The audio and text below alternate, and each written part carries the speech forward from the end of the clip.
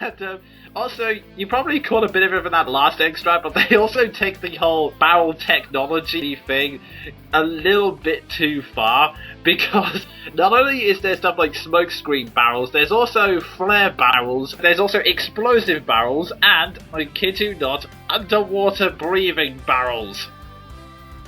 Barrels, the magic tag of Donkey Kong. Buy them now and get one free. Yeah, they're essentially taking the piss at this point. God almighty. Yeah. Barrels for friggin' everything. That's essentially how this works, yeah. Oh dear. The one last thing I have covered up in this book, which probably is actually a fair criticism even if it is aimed at kids, the book is about 8 chapters long, and the chapters are only about like 5 pages or so it's really not that much. At the same time, the biggest problem with the book is pacing. There are many different elements, like I said, so many sequences which actually could have been exciting, but they just seem to rush through them with tension. Like, Umi Gulch is literally covered in a page. Like, you know, that entire place, it's scary, there's ghosts everywhere. There is a roller coaster race where you're attempting to escape from a giant ghostly skeleton. You can come up with something out of that, but it's just a single page. They call it Gloomy Gulch, it might as well just be a dark forest. They essentially just go through a forest, there are spooky noises, they drop the light, oh I think I see the exit, they run out, that's it. Stretch over a page, it barely holds the tension, and you just feel like going, what was the point of that? Yeah, even for a children's book, I see exactly what you mean. That's kind of bad. Yeah, it's kind of frustrating because they do have a lot of potential to make some fun sequences. Like, there's actually one sequence here which leads from the end of one chapter into the next, and then kind of into the beginning of the chapter after that. It's set in Crazy Kremland, and to use a TV term, it also gives one of the Kremlin mooks, Cruncher, badassery by adaptation. You should listen to the old monkey, said a voice from behind. The 3 cons spun round and found themselves face to face with a massive muscle-bound Kremlin known as Cruncher. You monkeys are coming with me. It's action time again, Diddy shouted as he pulled out an explosive barrel and tossed it at Cruncher. But the huge Kremlin simply caught it with one hand. The barrel exploded, but Cruncher just laughed. He wiped off his hand off his shirt. You can't hurt me, Cruncher bragged. No one can. We'll see about that, Dixie cried, taking up the challenge. She leapt onto Diddy's shoulders and he launched her right at Cruncher. She hit the Kremlin headfirst in the chest with her ponytail spinning at top speed, but she just bounced off, landed at Diddy's feet. I told you so, Cruncher said, laughing at the attack. Holy crap! Yeah, the 2 ways you can take him out of the games, TNT Barrel and the Double Team Attack, and he essentially just laughs off both of them. And so, the rest of the chapter is essentially them running away from this invincible enemy and having to hide throughout Crazy Kremland, and that's actually possibly the most entertaining part of it. God. Yeah. Holy crap, they made a mook badass. Yeah. That's actually the highlight of the whole book, because that leads straight into the next chapter where they eventually have to jump on the roller coaster to escape, and then they have to abandon it when the track gives way, and then they go into the next area, which I actually think is Gloomy Gulch, come to think of it. So, yeah. You have sections like that which are entertaining and spaced out over the chapters. If they had just put in a few more chapters and actually spaced out some of the sequences, it could have been really entertaining, but as it stands, Cruncher gets more page... Well, I'm not sure what you would call the book of Chrono, but he gets more page time and comes up with a much bigger threat than Captain Karul himself. Oops. Yeah, Captain Karul only gets like 1 chapter and he doesn't do much. He essentially runs to the flying croc and tries to bomb the place. Spoilers. Well, if anybody's played the game, they kind of know what happens. Yeah, pretty much. Yeah, in some sections it could have been entertaining, but honestly, there are some sections which would have been much more entertaining if you just played the games itself. I mean, Toxic Tower, that terrifying level gets a paragraph. I kid you not. Yeah. Pacing, do you know of it? Yeah. So yeah, to sum up, put simply, this book as an adaptation, like I said, it's for kids, so the writing style is simplistic, and there are many adaptation goofs, and it also has a few pacing problems, but yeah, it's not so bad. I mean, like I said, there are 1 or 2 sequences like the Cruncher thing, which are definitely entertaining and, well, badass in their own right. So yeah, if you're a massive Donkey Kong collector, or you're just curious as to what the hell a Donkey Kong book looks like, feel free to check it out, although I will say one thing. Keep the original price in mind, because when I was hunting this down, I saw the book go for £15 to £20. For God's sake, people, it's not worth nearly that much. This book can be confused with the Donkey Kong Country 2 instruction manual for the size, and on the back, the original price is here as follows. $350 US, $4.95 Canadian dollars. It is not worth nearly as much. If the price goes into double figures, they're ripping you off. I can assure you. Yeah, for a book about as sizable as my drawing pad on my computer, yeah, that's not worth the amount of money it's going for. Honestly, go for anything under £10 or $10 if you're buying this, but do not be ridiculous. It is not going to be a collector's item. It's really not worth that much. At best, it's a fun little curiosity item. That's it. And now that I've finally got that off my chest, we can move on to the next section. Quick fire reviews! As it says on the tin, this is where me and Sven review everything else we've read, watched, played, whatever, but within a maximum time limit of 60 seconds. Rightio, and I'll start first. I've been playing a video game recently that is a budget title on the Wii, Sakura Wars So Long My Love.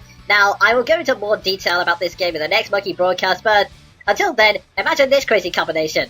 Steampunk giant robots battling each other in New York, with all their pilots going under the guise of a Broadway musical group. Meanwhile, the game also combines strategy RPG elements with dating sim elements as well. Yes, I know it sounds insane, but it's still fun. I would recommend it as long as you can withstand the following. 1. A lot of text, even if you get many options. And 2. Anime cliches, because they have every single one you can think of in there.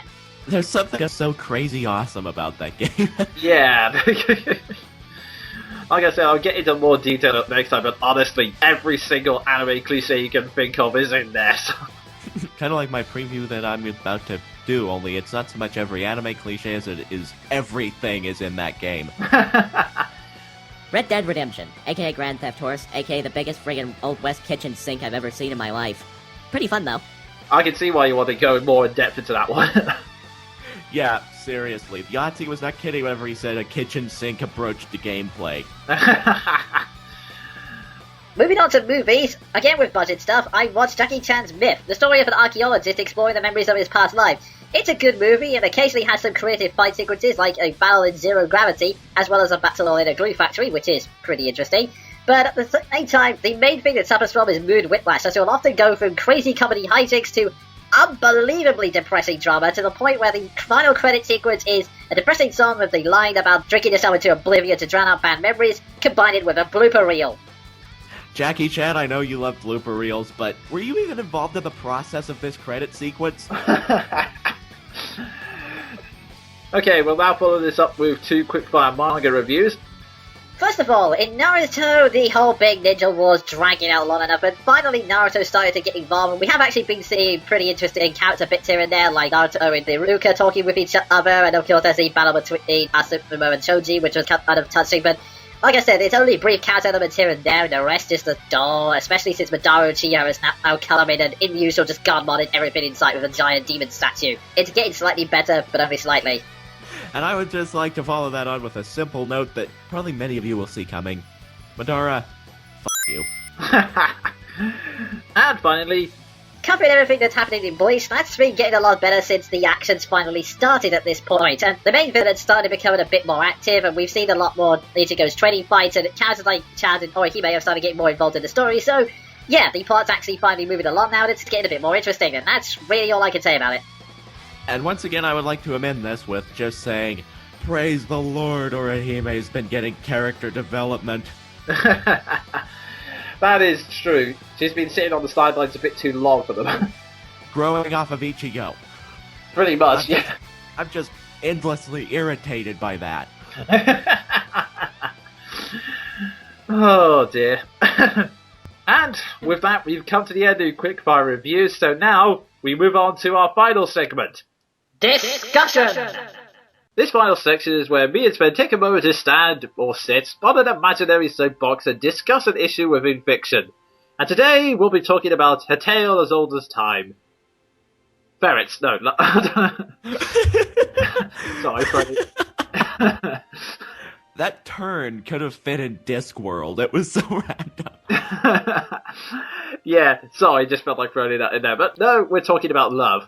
Since love is a pretty big part of human nature, it's no surprise that there are many couples and lovebirds in fiction. So today we're going to be discussing our personal favourites, what makes them work and what makes the rest so nauseatingly cheesy or just downright bad, as well as the whole phenomenon amongst fan bases of shipping.